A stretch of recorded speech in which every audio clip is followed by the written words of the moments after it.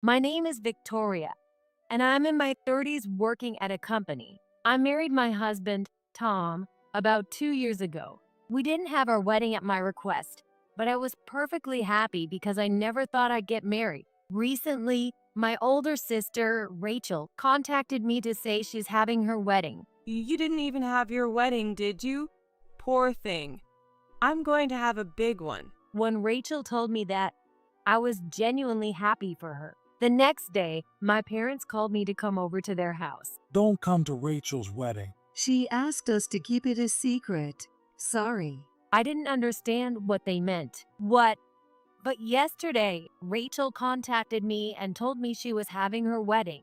Even after hearing my words, my parents didn't change their expressions and said, She must have been really happy. She just had to tell you. But she didn't say she was inviting you, right?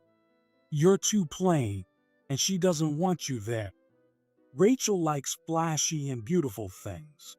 You get it, don't you? It's true that Rachel and I have opposite personalities. Unlike me, who is plain and avoids standing out, Rachel loves attention. And even in her 30s, she prefers flashy clothes and looks beautiful even to her younger sister. She doesn't seem to like me very much, and ever since we were kids, she's had a competitive spirit towards me, often taking things away from me. When she stole my boyfriend, I finally complained, but Rachel just smirked and said, Well, I fell in love with him, so it can't be helped. And your boyfriend likes me better. From that moment, I knew I could never get along with Rachel, and I've tried to keep my distance. At first, she would constantly brag to me, but recently we hadn't had much contact, so I thought she had finally gotten bored. But when she brought up her wedding, I thought she just wanted to show off. Don't come to the wedding. What does that even mean? Rachel's words felt so off that I decided to secretly peek in on her wedding day without telling my parents. And then I saw Rachel sitting as the bride, with Tom next to her as the groom. Of course, my parents were sitting in the family section. They must have recognized Tom as my husband, yet they looked happily at the couple. On top of that, my parents were holding a small boy I didn't know. While I was peeking, I saw two women walking towards the door where I was hiding. I quickly moved away from the door and quietly followed the two women as they came out. The two women headed to the restroom, so I waited a bit to avoid suspicion and then went in after them, hiding in a stall. The two women came out of the stalls and started chatting, probably while touching up their makeup. Tom just got divorced recently, and now he's already having another wedding? That's pretty shameless, don't you think? And get this, the new bride is apparently his ex-wife's sister. Seriously. Wow, that's a major turnoff. They were probably Tom's coworkers. It seemed Tom was spreading the word that he had divorced me. He said he married his ex-wife for her money. Now that he's been promoted and doesn't need her anymore, he dumped her. Wow, how can he go around bragging about something so awful? He probably thinks it's some kind of heroic tale. Plus, his new wife is much flashier and prettier than the last one, so he wants to show her off. Men's vanity is the worst. But isn't it weird that there are no bosses at the wedding?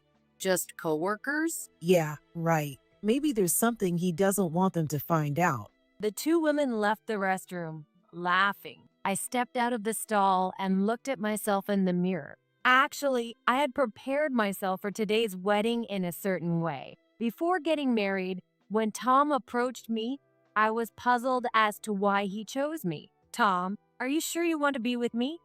I'm sure there are better women for you out there. Victoria, I want you. No, it has to be you. You don't need to put yourself down like that. Please be with me. Tom encouraged me like that many times. That's why I decided to marry him. I told him about Rachel openly. I told you, Victoria, you're the only one for me. Don't worry. But I trusted Tom when he said that with a smile. However, this is the result. Tom changed so much after we got married that he seemed like a different person. He stopped doing any housework, and although he used to let me know when he was working late, after we got married, He sometimes didn't contact me and stayed out all night. Hey, could you at least let me know if you're going to be home late? It's not my fault. It's overtime. Unlike you, I'm being worked to the bone on a low salary. You have it easy. You make more money than I do without doing much. Even when I asked nicely, Tom would make snide remarks and brush me off. Yet, when he wanted something, he'd cozy up to me. Hey, I really want this, but my salary isn't enough. You're better than me and make more money, right? Could you lend me some? I knew I was being used by Tom, and today it was confirmed. Well, now I have no regrets. Any lingering feelings I had for Tom are gone, and it's time for some serious revenge. I went to Rachel and Tom's reception hall and spoke to one of the staff. I'm scheduled to give a speech as a friend of the couple today. It was supposed to be a surprise. Is it almost time? Smiling, I said this, and the staff confirmed through an earpiece. Yes, everything will be ready shortly. Please wait a moment. I waited as instructed. Ladies and gentlemen, we have a surprise for you. A close friend of both the bride and groom has prepared a special speech. Please welcome them. As this announcement was made, the doors to the hall opened. I walked in confidently under the spotlight. Standing in front of the microphone, I turned to face the bride and groom. Rachel and Tom were frowning, unable to recognize me even though they were looking right at me. I began to speak clearly into the microphone so everyone could hear. Thank you for the introduction. I'm a friend of the bride and groom. But actually, I'm not a friend. I'm the bride's sister and the groom's wife, Victoria. My voice echoed through the silent reception hall. Rachel and Tom, upon hearing my name, finally realized who I was and stared at me wide-eyed. It was understandable. For today's event, I had hired professional hair and makeup artists and a stylist, transforming myself into someone almost unrecognizable. I spared no expense on my outfit and makeup, opting for the most luxurious choices, and hired the best professionals. Even I was astonished by my transformation. For Rachel and Tom, who always looked down on me as plain, my dramatic change must have been shocking. I apologize to everyone attending today for my unexpected presence. I should have been sitting in the family section, but both Rachel and my parents repeatedly told me not to come to this wedding. The room started to buzz with murmurs. I believe everyone here thinks that Tom and I are already divorced. Some of you might even think I'm a stalker for showing up here, but that's not the case. The truth is, Tom and I are still married. In fact, there hasn't been any talk of our divorce at all. Tom and I are still legally married. If you don't believe me, I'll show you our marriage certificate or whatever proof you need. I smiled warmly at the guests, and the murmuring grew louder. Hey, don't ruin my wedding. Yeah, I understand your feelings, but today is Rachel's special day. Can't you just let it go for today? Rachel snapped back at me, and my mom tried to calm me down. I listened and then deliberately put on a sorrowful expression. Mom is right. Today is Rachel's big day. I wanted to be here to celebrate her.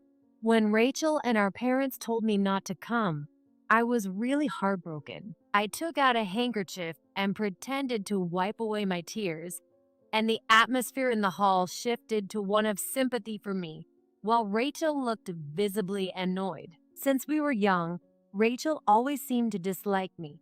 I only had hand-me-downs from Rachel. Even when I finally got something new for my birthday, I was told to give it to Rachel. Still, I loved Rachel, and I thought making her happy by giving up my things was the right thing to do.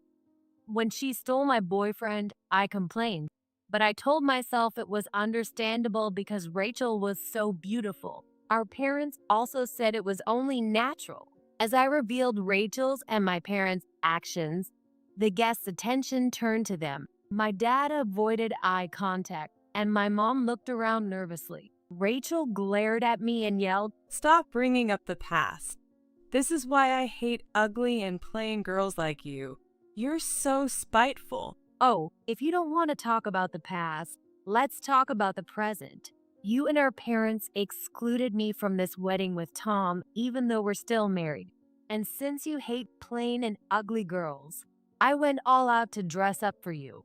Didn't you like it? Rachel was at a loss for words. Looking around at the guests, half of them had expressions of disbelief or confusion, while the other half were trying to suppress laughter. The confused ones were probably those who had been told beforehand that Tom and I were divorced, and the ones amused were those who had some inkling of the situation. I had obtained the seating chart in advance, so considering the relationships between the guests and the bride and groom, I didn't think anyone would stop my speech. As I expected, the only ones trying to stop me were Rachel and my parents. Interestingly, Tom, the other party involved, was still in a state of shock. Well, as I mentioned earlier, Rachel and my parents' behavior is nothing new. But I never expected my own husband, Tom, to be so outrageous. When I shifted the focus to Tom, he flinched. Victoria, it's not what you think. This is. In this situation, how can you say that? What's so different about it? I shot a sharp glance at Tom, and he started to stammer. No, it's just. Rachel begged me. She's still single, you know? She said, I can't stand Victoria getting married before me. Please have a wedding with me. So I thought just a wedding would be okay. A ceremony doesn't require registration. I know it was wrong not to tell you, but I felt sorry for Rachel since she's your older sister. Tom, with a strained smile, started to make excuses. So, once this wedding is over, you're saying you would cut ties with Rachel and continue our marriage? For some reason, Tom's face lit up at my question, misunderstanding it completely. Yes, Rachel and I are just for today. After today, everything goes back to normal. And you're saying you love me? Of course, I told you, you're the only one for me. Hearing Tom's words, I couldn't help but break into a big smile. But it wasn't because I was happy with his words. What are you talking about? Just one day with me. After this grand wedding, there's no way. Victoria, too bad for you. Your precious husband is crazy about me. Hey, Tom tried to stop Rachel, but she snapped at him too. What? It's true. Right after marrying Victoria, you started having an affair with me. You're always saying, I only married that plain girl for her money, while Rachel is the one I truly love. Ignoring Tom's frantic attempts to intervene, Rachel continued to yell. Then she turned to me with a triumphant smile. Plus, I have something you could never have, a child with Tom. Mom and Dad are thrilled to have a grandchild. Too bad for you. You have no place here, so why don't you just leave? Rachel glanced at the child in our parents' arms, declaring her victory. I couldn't help but laugh. Rachel, not understanding why I was laughing, began to get even more agitated. What is wrong with you? Stop laughing like a freak and get out. Rachel yelled at me, and I forced myself to stop laughing. Oh, that was hilarious. Sorry, I just couldn't help it. I never thought it would go this perfectly. I pulled an IC recorder out of my bag. Thank you for confessing your affair. You've saved me the trouble of gathering evidence. I deliberately made Tom say, I loved you because I knew that would push Rachel to start talking. I never imagined she would confess so perfectly. That evidence is invalid.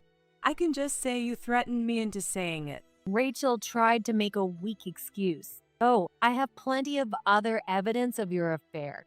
This is just the icing on the cake, I calmly informed Rachel. When Rachel and my parents told me not to come to the wedding, I already suspected something between her and Tom. Rachel's behavior, always trying to outshine me, made it odd for her not to invite me to the wedding.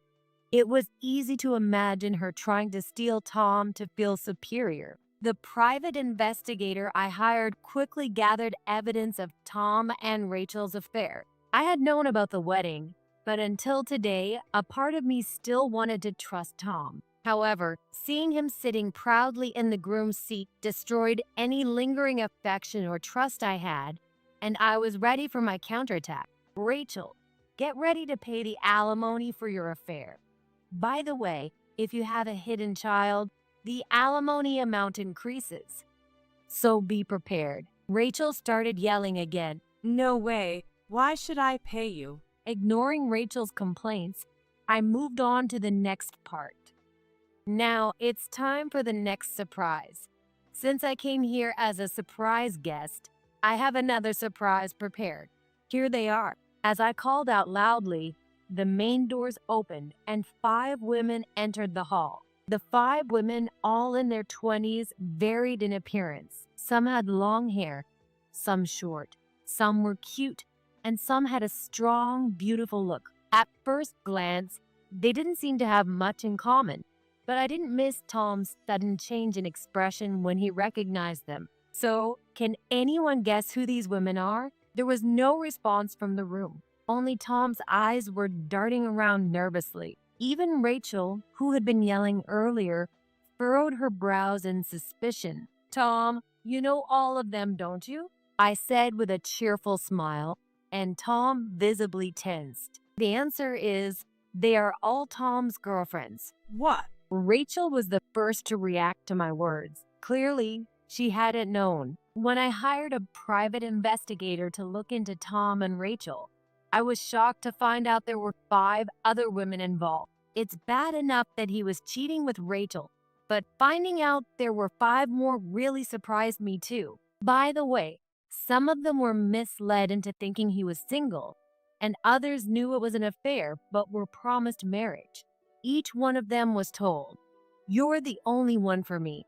I love you." All 5 women looked at Tom with teary or angry eyes. Tom's face contorted in fear. What is going on here? Rachel screamed hysterically, blaming Tom. The 5 women also surrounded Tom, closing in on him. Get out of here. This is my and Tom's wedding. You were just flings. You're just a mistress too, since you're not legally married. Rachel and one of the mistresses were yelling at each other, while the other 4 women crowded around Tom. Tom tried to placate everyone with a strained smile, looking terrified. I watched the 7 of them for a while, curious to see what would happen next. You only received words of love. Unlike you, I have the ultimate proof of love, a child with Tom. I did what even his wife, Victoria, couldn't do. That makes me different from all of you. Rachel looked triumphantly at the rest of us, while the 5 women grimaced in frustration. I remained calm. By the way, before Tom and I got married, we had a premarital checkup. Everyone turned to me with surprised faces as I began to speak.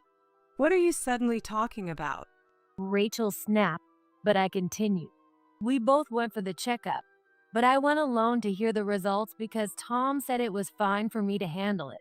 We were both healthy, but there was one issue Tom didn't know about. What? Tom, taken aback, looked more shocked than I expected. What do you mean? Why didn't you tell me right away? Am I sick? Tom seemed to think he had a serious illness. I calmly corrected him. No, like I said, we're both healthy. But there was one issue with Tom's fertility test. Tom, you have azoospermia. The previously noisy hall fell completely silent at my words. What? Azoospermia? Me? That's a lie, right? You're just saying that to get back at me because I was horrible to you. Tom couldn't accept the truth, but I decided to make him face reality. Sure, I'm getting back at you, but unfortunately, this is true. I even brought the medical report with the test results. Do you want to see it for yourself? I threw the envelope containing the medical report towards the groom's seat. The envelope fell short of the groom's seat due to the distance, but Tom pushed past the women to pick it up. His hands were shaking as he pulled out the report. It really says, I have azoospermia. In disbelief, he kept reading the report over and over. It was my idea to have a premarital checkup. When I was about to marry Tom, I thought it would be unfair to him if there was something wrong with my body. If I'm infertile, Tom, you can leave me and have kids with someone else. I had confided in Tom before the checkup. Kids or no kids, it doesn't matter to me. It's you I want to be with, Victoria. But knowing our health status is important, so I'll take the test with you. We ended up getting the premarital checkup together. In hindsight, Tom probably wanted to show his kindness to me as part of his plan to get married. He never imagined that such a casual checkup would reveal his infertility. I hadn't told Tom about his infertility because I didn't think it was necessary. Tom had said kids were optional, so I thought there was no need to burden him with that painful truth. But now the situation had changed, and there was no reason for me to keep it a secret any longer. Then whose child is that? Tom's gaze turned to the child in my parents' arms, and everyone in the hall followed suit. The child, perhaps completely exhausted, was sound asleep despite all the noise. Both my dad and mom averted their eyes, as if trying to escape the scrutiny. Maybe they had also considered the possibility. What are you implying? Are you saying I cheated? Of course, it's Tom's child. Victoria, you faked that report to trap me, didn't you? I firmly denied Rachel's accusation. Forging a medical report is a crime. I wouldn't go that far. If you doubt it so much, why don't you and Tom go to the hospital? While you're at it, get a DNA test for the child. Rachel swallowed her words, seemingly struck by my suggestion. She must have some idea of the truth. What do you mean? You said it was my child, so I acknowledged it. Of course, it's your child. Victoria is lying. Then let's do a DNA test. How dare you doubt me? Apologize to the child. Rachel and Tom started arguing, and the 5 women joined in. It was clear the reception was over. Seeing that, I silently left the venue. When I got home, I left a completed divorce form and a lawyer's business card in the living room, and then I left the house. Even though Tom had been coming home frequently, he never noticed that I had packed my things in advance. A few days later, I received a call from an unknown number. Victoria, what do you think you're doing? Rachel screamed at me. You're loud. Can you calm down a bit? I can't calm down. You ruined my wedding. I was counting on Tom to support me, and you ruined my plans. Take responsibility. Rachel continued to rant like a machine gun. You insulted me in front of all those people, so I'm going to sue you for defamation. You better be ready. That's fine with me. In return, I'll make sure to claim the alimony I haven't asked for yet, so you better be ready too. By the way, if you're going to sue for defamation, you'll need to hire a lawyer. Do you even have the money for that? I replied calmly, and Rachel was momentarily lost for her words. You were the one who acted unreasonably first. I'm just retaliating, and don't bother running to mom and dad for help. I've been financially supporting them, but I cut them off, so they don't have any money either. Since I started working, I had been financially supporting my parents. Part of me wanted to gain some recognition from them, who always prioritized Rachel. But after this incident, I was finally done. I'm no longer involved with any of you. Tell mom and dad that too. I told Rachel and hung up the phone. After that, I changed my phone number. No one knows where I live since I left the house I shared with Tom. I explained the situation to my company, and after a leave of absence, they arranged for me to transfer to a branch in a completely different area.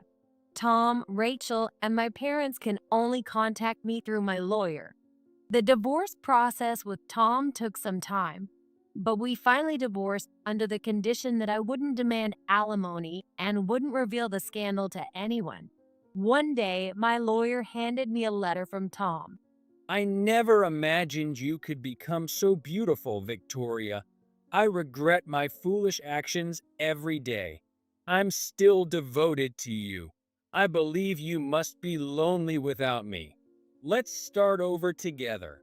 The letter was full of things to criticize, but I ignored it to avoid the hassle of responding. If he becomes too persistent, I'll consider using the alimony as leverage or getting a restraining order. By the way, I haven't heard from Rachel, but my parents sent a letter through the lawyer as well. We deeply regret not considering how much we hurt you. We made a huge mistake. Rachel left, abandoning her child. We have neither money nor help, and we don't know what to do. You must be lonely too. Why don't we start over as a family again? Their letter was strangely similar to Tom's, which made me laugh. To them, I was always just a convenient person. I used to be hurt by them, but now that Tom and my parents have become insignificant to me, I don't feel anything anymore. I'm determined to look forward and do my best in my new life.